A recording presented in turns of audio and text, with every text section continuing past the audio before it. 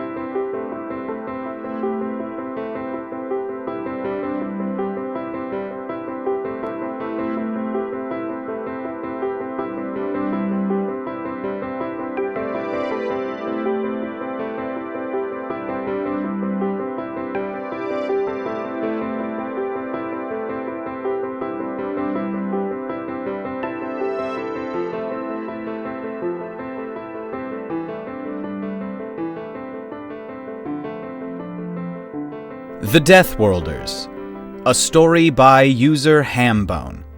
Chapter 24, An Alien World. Part 2. Date point, 10 years and 4 months after Vancouver. IDF checkpoint, Kalkilia, the West Bank. Corporal Moshe Harel. Moshe? Yeah? That white van you didn't like the look of isn't moving. Corporal Harel wasn't the only one who looked up and scrutinized the van in question, his attention ratcheting up a gear. Tensions were running high. They were always running high, and the last thing they needed right now was a suspicious vehicle. The way the van, a venerable Toyota, had parked a good long way down the road from the checkpoint, not even in the shade of the trees or anything, and hadn't moved since, was definitely troubling. How long? Not in 10 minutes. I don't see anyone inside. Son of a bitch, Moshe swore. We can't ignore that. His buddies nodded and checked their SMGs. Even if the driver floored it right now, the van would have to navigate a slalom of concrete dividers to approach the checkpoint, and would do so under fire from all sides by heavy weaponry. An ordinary, elderly Toyota van wouldn't make it a fraction of the way. The first shots would go right through the engine. Radiological. Nothing I can detect. Harel grabbed his binoculars and aimed them at the van. Between the heat haze and the sun reflecting off the glass, it was hard to be positive, but it certainly didn't look like there was anybody sitting in there. There might have been a slight darkening, but that could equally be the headrest or the van's own shadow. Did we see somebody get out? Running the tape back now.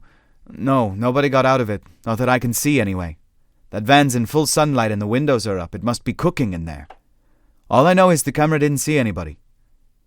Harel considered his options, swiftly narrowing them down to a clear course of action. Lock it down. Close the road, right now. Everyone leapt into action, acutely aware that their safety and everyone else's hinged on doing their jobs right. Within seconds, the checkpoint was closed. As soon as they were, Harel would have liked to breathe a little easier. That was one threat dealt with. Instead, he licked the inside of his dry mouth and moved on to the next bit. Get the bot up. Yes, Corporal. The bot was summoned and bounced its way across the scorching asphalt, fetching up right underneath the van's passenger side window. Expecting at any second for the van to suddenly accelerate or explode, or for armed men to surge out the back. Even with their huge advantage in terms of firepower and positioning, even with the van being so far away, none of those options were at all desirable. Even when the bot cranked itself up onto the ends of its treads and extended its camera as high as it would go so as to look down into the footwell, there was no sign of a driver, nor of any kind of trap rigged up to the doors. Check the back, Stolars, Harel ordered. The bot dropped back onto the asphalt and scooted under the van, where it deployed millimeter radar to get a good look inside. Nobody in the back, Corporal, Stolars finally announced, though he tapped an object on his screen. But that looks mean, whatever it is. Corporal. Private Wexler's tone of voice was not one that Harel wanted to hear on a radiological sensor operator. Yes? Wexler cleared his throat. Radiological alarm, Moshe. Harel looked back at the van as Stolars backed the bot off a bit, as if that would do anything. This, he decided, is starting to look way above our pay grade. They called EOD, who quickly called in somebody much higher up. The whole town was on lockdown within minutes as IDF vehicles rolled in by the 100, and Harel's checkpoint had to spend the rest of the day turning back civilian traffic and offering no comment for the cameras. All the while, the cluster of people around the van got larger and more grim-looking. The sun was going down by the time they finally gave an all-clear and loaded something from the back of the van into an IDF truck, which vanished back over the Armistice Agreement line under ridiculously heavy escort. From the road, nobody could have seen what it was. From his vantage point, however, Harel got a good look and promptly wished he hadn't.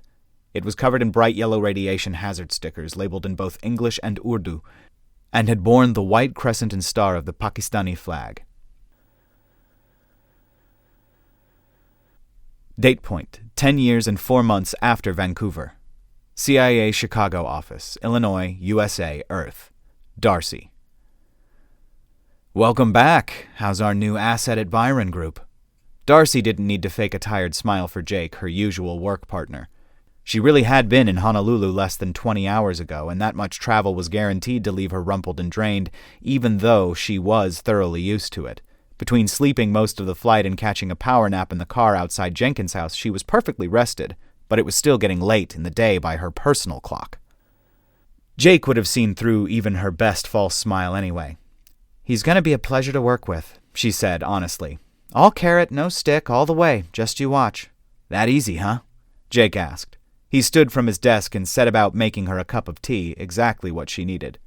She hadn't been flattering Jenkins about the quality of his coffee. It genuinely was superb, but Darcy had always preferred a good jasmine tea, just one of the things that made Jake such a good partner. "Oh yeah, he's a classic misanthrope. Pretty sure he thinks the neighbors are all waiting for their chance to ram a Bible down his throat. Throw in a white knight streak and..." She trailed off meaningfully. "Likes to feel like he's rescuing a worthy damsel, huh?" Jake noted. He dropped a little jasmine tea pearl into the teapot for her and covered it in newly boiled water. "Oh, yeah. Strong masculine streak there." Darcy watched in pleasurable anticipation as the hot water made the pearl break open and unfold into a flowered frond. "He's no idiot, though. Seduction's not on the cards for a second. He'd see through it instantly. But all I need to do is play to type for him, and he'll be extremely useful." Jake set the teapot and a cup down for her and returned to his desk while Darcy set about summarizing her trip to Omaha for their records. "Any surprises?" he asked. "Nothing surprising exactly, no.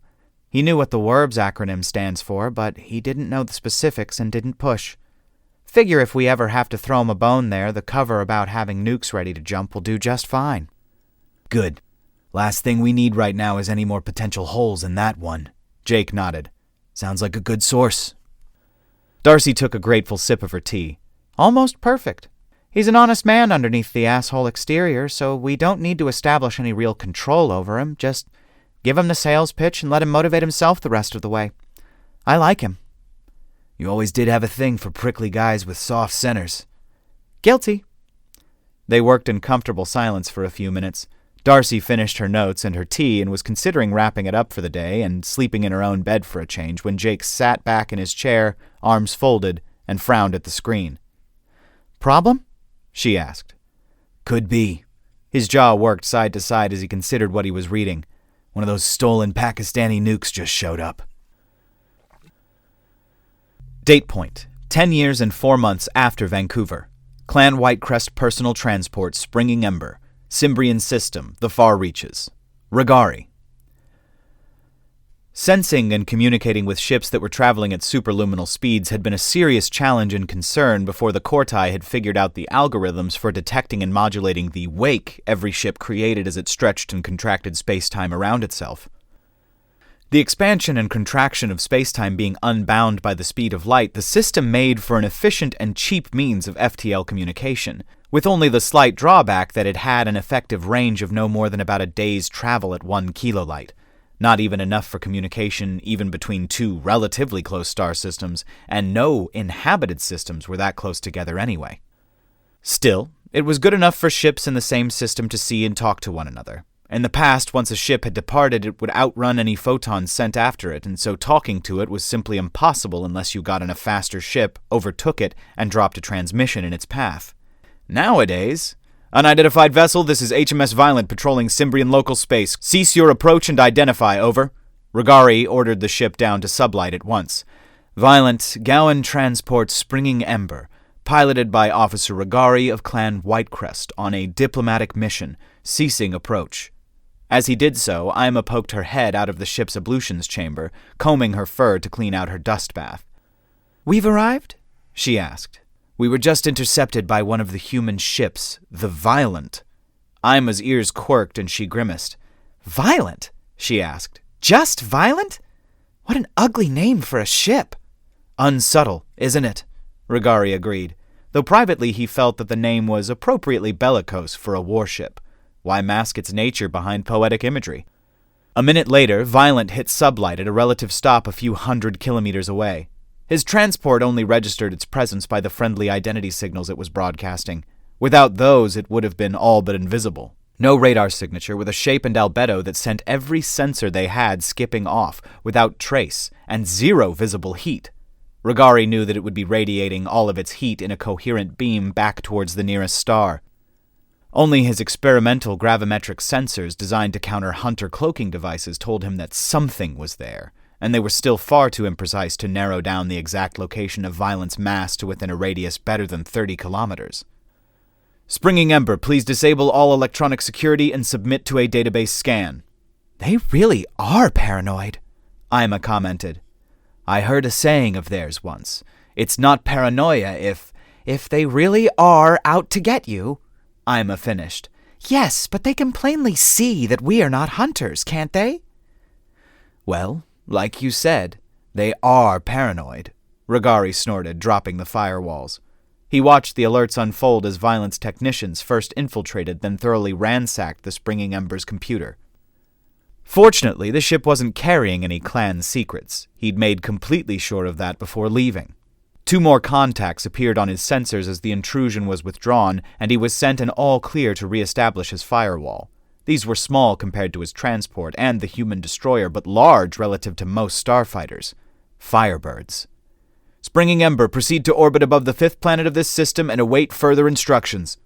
Cimbrian 5 was the outermost of the system's rocky worlds, and the only one outside the system protection field. It was classified as a violent world, a planet far too cold for sapient habitation, where it rained liquid methane into oceans of liquid methane under hateful skies full of methane clouds, where pressure differentials in its thick, cryogenic atmosphere could pick up razor shards of rock-hard water ice and carry them around the globe at hundreds of miles an hour. Under the watchful eye of HMS Violent and the 2 escorts, they sat restlessly and watched the lightning flashes in the planet's upper atmosphere for nearly an hour before a 4th contact set alarms wailing on their proximity sensors as it appeared within only 20 kilometers or so, and well outside of Violent's firing solution. HMS Caledonia. He recognized it instantly. No sooner had it jumped in than he spotted the change in its sensor signature as it opened its bay door. Regari clipped on an earpiece and headed for the starboard airlock. Ima cast around for something to do, clean up, or tidy, and, finding nothing, settled for lowering herself onto a couch and fidgeting nervously at her claws. The Springing Ember's sensors picked up the barest hint of a tiny warp drive pulsing, and Regari inclined his head to listen as a new voice came on the communicator. "Springing Ember, boarding party from HMS Caledonia requests permission to come aboard." "Permission granted. Starboard airlock," he told them. "Is that you, Rebar?" "Sure is, Dexter. They've got us doing marine shit. Starboard airlock." There were 3 total, Rebar, Blazinski, and Baseball, who squeezed into the lock, then through into the ship interior. Only when the lock was fully cycled did they demask, all grinning and happy to see him. If he wasn't totally familiar with human body language by now, it would have been terrorizing to see that many bared teeth. For her part, Ima retreated a little, and Regari couldn't blame her. The 3 men smelled powerfully male, and almost overwhelmingly so. "Not that I am not happy to see you," Regari began, greeting the 3 men with his best approximation of the elaborate and forceful handshake they'd taught him, "but I'm quite capable of docking and landing this ship myself." "Security's being tightened up," Blazinski commented. "Hopefully we'll be able to brief you on why sometime, but right now, rules say I have to fly this thing for you."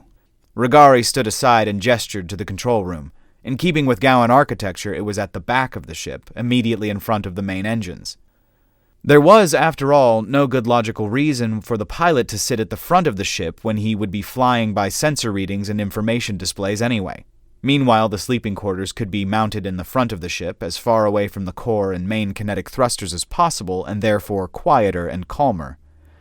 "And for that you need 3, he asked. "No such thing as too careful, bro," Baseball told him. "This a friend of yours?" Yes." Base touched his forehead, which Regari guessed was a respectful gesture. "Pardon me, ma'am. I need to scan you for hazards and contraband," he declared. Ima shot a questioning look at Regari, who ducked his head to reassure her. This was just standard human caution. She spread her arms and straightened up. "Go ahead." "Thank you, ma'am." Base flipped a small gray oblong out of a pouch on his belt and delicately pressed it to Ima's head. Regari couldn't imagine why, but moments later the screen on its back lit, and Baseball relaxed. "Sorry about that." "It was no bother," Ima reassured him politely. "So, yes," Regari stepped forward. "Baseball, Rebar, Starfall, this is Ima." "Ah, so that's what this is about. Your friend Zoo." Baseball snapped his fingers, the effect muffled slightly by his spacesuit's glove. "Shoo," Ima corrected him. "Shoo," Rebar corrected them both. "Like you hadn't guessed," Regari noted. The humans chuckled again, and Rebar looked around the springing ember's interior. "Nice ship." Whitecrest Personal Transport, one of the newest models, designed to deliver an individual or small group on relatively short journeys very quickly.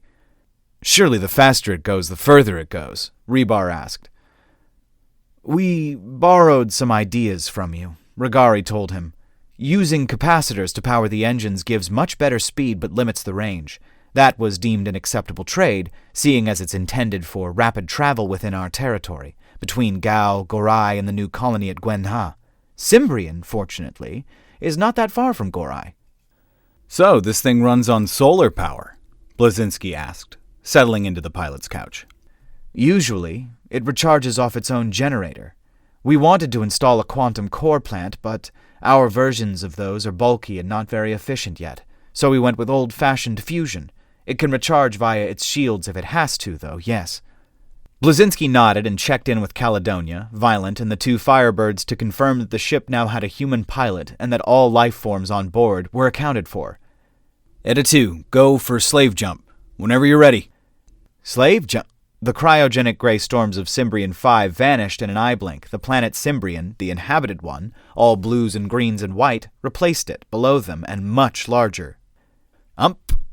Oh, impressive. "Nice and secure. Only way in is directly under our guns and with our permission." Blazinski waved a hand through the ship's controls, a little tentatively but clearly knowing what he intended to do and more or less how to achieve it. He was hindered a little by not being able to read Gowan, but the interface was designed to be clear and intuitive. Selecting the Folktha colony's landing beacon and ordering the springing ember to land at that beacon took him only a minimum of trial and error. "So yeah, Zoo." "Shoo. Shoo." "In my defense, my mouth is the wrong shape to pronounce that," Regari pointed out. "I don't know what Baseball's excuse is." "She was in a bad way, bro," Baseball told him, aiming a friendly obscene gesticulation by way of reply. "I don't know what the fuck happened to them exactly, but when we pulled them out of that life raft, they were dying from recent vacuum exposure." Ima keened slightly, and Regari barely restrained the impulse himself. The thought was distressing. Hey, it's fine," Baseball hurried to reassure them. "Horse ain't just a pretty face, he's a goddamn good medic, too. She's back on Earth now. Last I heard, she's doing just fine." "Major Powell should know more," Blazinski added. He was watching the springing ember's instruments for any sign of trouble, even though the ship was completely competent at landing itself. Already their re-entry was raging a burnt orange around the edges of their force field. "Good, because it's him that we're here to see," Regari told them. "Pleasant as it is to see you again, this is important, both personally and politically." "Dude, we're on the job too," Rebar assured him. "But you're cool to hang out once your business is done? Movie night?" "That would be nice." "Politically?" Blazinski asked. "It's all—" Ima interrupted him. "She was a female." The humans blinked at one another, nonplussed. "Well, yeah," Baseball agreed in a tone which suggested that this fact could not possibly be lost on them. "I mean a female. Ima stressed patiently. A member of the clan of females. Legally speaking, she's a Gowan. To hell with legally speaking, Rebar scoffed. Legally speaking, less than 10 years ago, we were non-sapient indigenous fauna. Don't be so quick to dismiss legal technicalities, Regari warned him. By making her legally a Gowan, the females made her legally sapient, and that afforded her all the rights and protections guaranteed by the Dominion Charter, one technically used to defeat another, you see. Forgive us if we're not exactly going to start cheerleading for the Dominion there, Southpaw, Rebar commented. If you ever see me waving those pom-poms myself, then clearly I'll have taken leave of my senses, and as my friends I hope you would shoot me, Regari retorted, doing his best to imitate a grin. It seemed to work as the human chuckled and Ima chittered along with them. Atmospheric flight, Blazinski interjected. But he makes a valid point, Ima told them. Irritating as legal technicalities might be, they're never going to go away. Rather than railing against them and achieving nothing, it's better to pick them up and use them as weapons. Sticks in the craw, but she's right, Rebar mused, then frowned at something forward in the ship and edged through the doorway past Baseball to investigate. What's this thing? Oh, that's the ship's nanofactory, Regari told him. What's it do? Builds things, you call up a blueprint, and it assembles the desired object from raw materials. Like a 3D printer? Blazinski asked. In the same way that this ship's short-range FTL comms are like a telephone, yes, Regari agreed. This is a small one. Clothing, basic tools, replacement parts for the ship. Larger ones can assemble vehicles, prefabricated modules that can be assembled into cheap buildings, even other nanofactories. Brother, Baseball warned Rebar in a friendly tone, you know your techs won't like it if you go and cream your suit. Rebar laughed but continued to study the nanofactory with a rapt expression. So it can build anything. Anything synthetic, Regari agreed. No cooked dinners, pharmaceuticals, complex organic molecules, or anything made out of, say, wood or bone, but plastics, metals, glass, all you have to do is feed it the materials. Could it build something that could make those things? Rebar asked. Regari hesitated. You know, I've never thought of that. I suppose it probably could. Dude, we have got to get one of these things. Rebar aimed a look at him that Regari guessed meant he wanted to ask if they might scavenge the one off his ship. He chittered. Sadly, I cannot do that, my friend. He apologized. Not only would I be breaking a rather important law, but the fathers who own this ship would be upset, and in any case it's an integral part of the Springing Ember's fittings. It's not a module you can pull out and replace if it breaks? Rebar frowned at it again. Oh, I could, Regari said. It would just ruin the facade. This is a diplomatic vessel, Rebar. Our military vessels are much more, what's that word, Spartan? Besides, as I said, sharing nanofactory technology with a species that does not yet have it is gravely illegal. This device could cause a traumatic economic upheaval for your whole species and delay your advancement. I assume you don't want that. Right. It seemed that Rebar would have liked to argue for a second, but instead he stood up, sighed longingly at the nanofactory, then a thought struck him. Dude! Do you mind if I make something? Regari quirked his head, a gesture analogous to a human shrug. I don't mind, he said. Ship, make a diagnostic sensor. The ship chimed acknowledgement, and Rebar took a step back as the forge built up to operational power with an edge of hearing keen of capacitors charging before thump. Modern Gowan nanofactories, and this was one of the latest and most advanced models, could do in a few seconds what their primitive forebears had needed minutes to do. Admittedly, the built-in accelerated time fields helped there, but the result was that within 5 seconds of his issuing the order, the transparent door folded down and a pristine new engineering scanner was pushed onto the delivery tray. Baseball grunted a surprised laugh. Shit! Damn, Dexter! Rebar picked up the scanner delicately as if he feared it might be hot or would disintegrate at his mere touch. Give it a try, Regari told him. Rebar eagerly examined the little device, figuring out how to turn it on and aimed it at a nearby wall. Volumetric displays began to give him a detailed breakdown of the wall's composition, internal structure, the conduits and systems running behind it, microscopic work fractures in the metal hull behind it, and the action of the ship's internal damage control force field constantly sweeping over and repairing that wear and tear. His jaw dropped, and he set about waving his new toy at every system and fitting he could find. "Final approach," Blazinski announced some minutes later, as Rebar was making enthusiastic noises about the infrahull integrated crystal circuitry. "His pants still dry, Base?" 50-50, Baseball grinned. Regari quirked his ears amusedly as the three of them settled into a round of friendly insults and ambered over to where Ima was standing alone by one of the floor-to-ceiling windows that ringed the Springing Embers lounge area. She'd retreated there probably as much to get away from the masculine aroma pervading the air around the SOR men as to try and compose her thoughts, he guessed. "They're very male," she whispered. Shu was very female, Regari countered. Similar pheromones. "It's a good thing I've seen human movies, though. That large one, Baseball?" The man in question glanced in the direction on hearing his name, then politely looked away again. "Yes?" Regari asked. "If I didn't already know about ethnicity, his skin color would have come as a surprise." "Be careful," Regari cautioned. "Humans can be quite offended by observations like that." "Oh, he can't hear us, can he?" Ima asked, glancing at him. "You two talking about me?" Base asked, "'cause I don't speak Gowan." "Sorry," Regari told him. "Nada, just wondering." "You're very large," Ima suggested. "It's a little intimidating." "Not much I can do about that," Base shrugged. "But if it helps you feel better, I'm a medic." "A medic? I hadn't anticipated that." Ima examined him. "Why does a medic need to be so large?" "I'm what we call a protector," Baseball said, going down on one knee to try and mitigate his bulk. It didn't work. "My job is to get people out of harm's way and keep them there. Doesn't matter if I have to skydive from orbit to do it. I go in there, I fix up people who need fixing, and I carry them out. Just like my buddy Horse did for your boy here." Ima glanced at Regari, who nodded.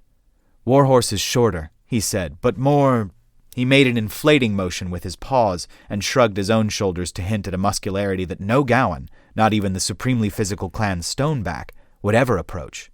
"That's my boy." Baseball beamed. Ladies and gentlefolk, we're now coming in low over downtown Folktha. If you look out the port windows, you should get a nice view of the river. Local time is 11:20, and the weather is a gentle 65 degrees, Blazinski called. Thank you for flying Air SOR, and please take care when opening your overhead lockers, as bags and luggage may have shifted during the flight. Regari hadn't landed at Cimbrian last time. Caledonia had warped directly to Gau to drop off its cargo of survivors from Capital Station on the grounds that the Gowans were diplomatically better equipped to send them home. He was curious to see what a human settlement looked like from the air. Folktha wasn't large, but it did manage to impress him. The layout was equal parts logical and illogical. Clearly, at first, they had built according to where the colonists wanted to go, and when the time had come to expand, they had allowed that early random development to remain and grown out from there sensibly and methodically. The humans obviously loved the river, which flowed from a reservoir fed by artesian aquifers in the grounds of the alien palace that had once stood at the top of the valley. The buildings along its bank were separated from its waters by a wide green strip of parkland and trees, and the river itself was strung with 3 slender footbridges and a pair of wide, sturdy road bridges. The advertisements were colorful and pleasant. The construction sites were neatly organized and full of interesting yellows and blues, and the roads, though wide and capacious, were for now populated more by cyclists and pedestrians than by larger vehicles. The springing embers circled in low over a walled and force-fielded enclave that could only be the alien quarter, banked to race up the west bank of the river where relaxing pedestrians shielded their eyes to look up and watch it, shed its speed over the palace grounds, and finally alighted delicately on a concrete circle in the grounds of a fenced base some distance from the town. "Good landing," he complimented Blazinski. It was all right." The SOR man's cocky smile said he knew it had been damn near flawless, but didn't want to make a big deal of it. "Man, never thought I'd get to see one of those things up close," Rebar chuckled, casting a last longing glance at the nanofactory. "Don't you have one?" "Think they're building an experimental one in Germany. It's the size of Caledonia, and they reckon it'll drink about 200 megawatts. Regari reflected on that. "Sometimes I forget that you're still a long way behind us technologically." "Dude, it's only been like 10 years since first contact," Rebar said. "We've had warp for what, 8 years? 7.5? "Yeah, and our CO's banging the chick who flew Pandora." Baseball grinned as they stepped through the airlock. "Now that's an interesting fucking thing to hear." As ever, it was difficult to hear the humor in Powell's bassy voice. You had to know that gruff and softly spoken was his ground state of being to spot that he wasn't remotely annoyed. All three of his men froze. Wherever did you hear a rumor like that, Burgess? Baseball cleared his throat. A rumor, sir? My mistake. I must have misheard what you were saying. Powell nodded. Incidentally, the sand in the gravball chamber needs raking flat. I've always fancied it might be fun to turn that into some kind of Zen garden thing. Think I saw some suitably large rocks over by the gym. Sound like fun? Burgess didn't do anything so obvious as deflate, but there was a definite resigned hint to his, "Yes, sir." Get out of that suit and go play, lad. I'm sure our guest business is urgent, and I mustn't keep them waiting. I'll be along to see how you're getting on in a bit. Yes, sir. Burgess vanished. Double time. Powell turned to Rebar. Ought to report. Nice ship, clean, pilot's yellow, but his friend's beautifully green. Rigari blinked in confusion. We're what? Sorry. In joke. I'll explain later. Rebar promised. Don't bother. Rigari sighed. I could study human in-jokes for a decade, and by the time I finished, you'd have generated 20 years more. The humans chuckled. Shall we go de-suit, Major? Go on, lads. Well done. Rigari, and I assume this is Mother Ima. Ima extended a paw which the Major shook. He seemed to have got the hang of exactly how much of his prodigious strength he could safely use. And there was no hesitation in the gesture. Stainless, I presume. Major Owen Powell. Thank you for having us. They ambled away from the springing ember. Nice ship, Powell commented. It's not mine, personally, Rigari told him. It's the clan's. I persuaded Father Rithu that this trip would be politically advantageous. Hope you didn't lie to the old man, Dexter. Not deliberately, Rigari shrugged for Powell's benefit. I would appreciate it if you didn't make me a liar, though. Aye, I reckon I might be able to accommodate you there, the Major mused. Or rather, Admiral Knight can. Political's a bit above my pay grade. If I'm any judge, you know something that the Admiral has planned. Oh, aye. You're opaque as a window, Powell. That's so. But commendably stubborn, Rigari conceded. You're not exactly Mr. Subtle yourself, Southpaw. Powell chuckled. We pick your friend up and you show up as fast as Gowanly possible. If you even fooled Father What's-His-Face, I'll be impressed. Rigari had to admit he had a point. How is she? Ima asked. Powell stopped walking and turned to face her, thumbs tucked into his belt. Something of a local celebrity in Vancouver, he revealed. Medically, all I've got for you is what Burgess and Aries told me during the debrief. Which is? Ima pressed. Miss Chang was recovered in the company of 2 other humans, all suffering from severe decompression injuries. Apparently they were exposed to hard vacuum for a few seconds. Rigari chirruped his astonishment. And they survived? He asked, scarcely believing it. Vacuum was death. Everyone knew that. He wouldn't have thought that even DeathWorlders could survive it. Barely, Powell grunted. All 3 of them were dying from their injuries. Lucky for them, they got picked up by 2 very fine young medics aboard a flying hospital with stasis equipment on board. And? Ima squeaked. She was doing her best to stay composed, but Rigari knew her intimately and could spot that she was in anguish. And they've all since been discharged and are rebuilding their lives, Powell said, nodding reassuringly. Both Ima and Rigari sighed relief. She got prompt and expert medical attention. She's young and healthy. Burgess reckons she should suffer no long-term ill health, and he'd know. Where was she before that? Good question, Powell answered, which didn't answer the question at all. You must have got the ship's ID off the life raft. What ship was she on? Ima pressed. I can't say. Rigari studied him. Humans were aliens. Their body language was only tangentially similar to that of Gowan's, and he was still having trouble with some of their subtleties of tone and language, but he'd learned to trust his instincts with them. Besides, Powell was a plain-spoken man, and Rigari's assessment was that he rarely said anything that wasn't exactly what he meant. Do you mean that you don't know, or that you do and you can't tell me? He asked, and caught the momentary tick in Powell's eye that suggested he'd scored a hit. I can't say.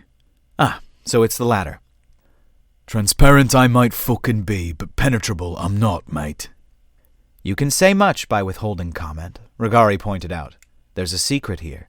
For her to have turned up in the company of humans means she was on a human starship, or at least on a starship allied to humans, huh? By God, Holmes, you've cracked the case, Powell snarked. Regari ignored the wisecrack. Life raft and vacuum exposure means that the ship was destroyed, which means... Ima finished the thought for him. She found Kirk, she said. Or Kirk found her.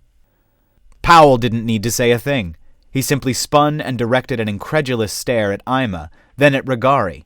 When Regari folded his arms and pricked his ears up, it dawned on Powell that he couldn't have spoken a clearer confirmation, and he swore violently, furious with himself.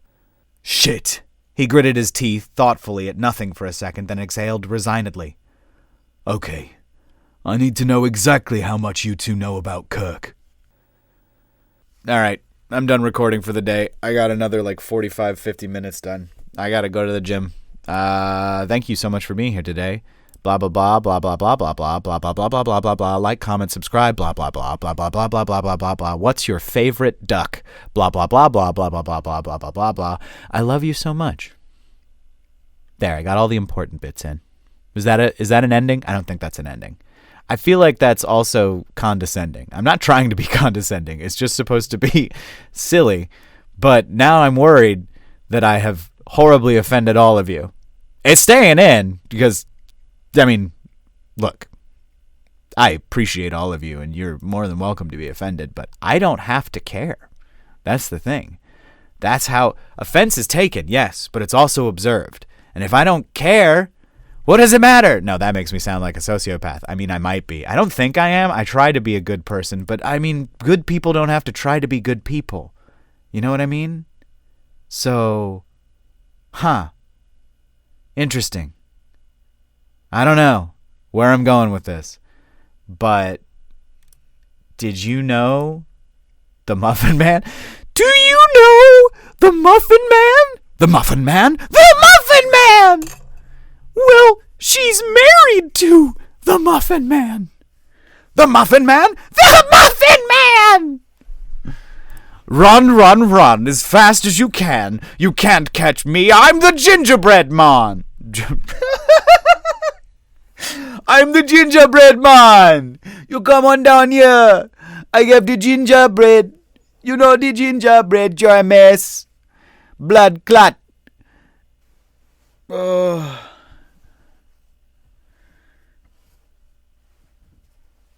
Bomba clot. Butt paper. Everything hurts. I still have to go to the gym. I love you all.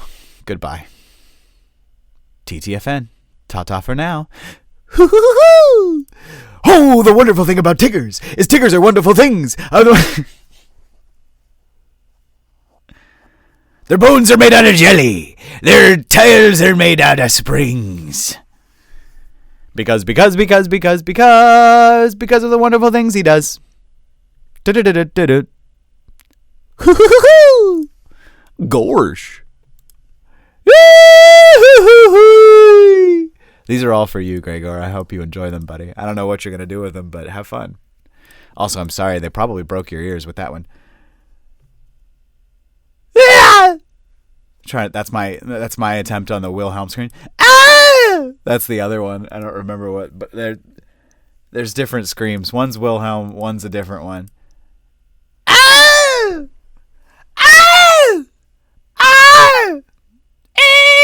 Now I'm just a sea lion.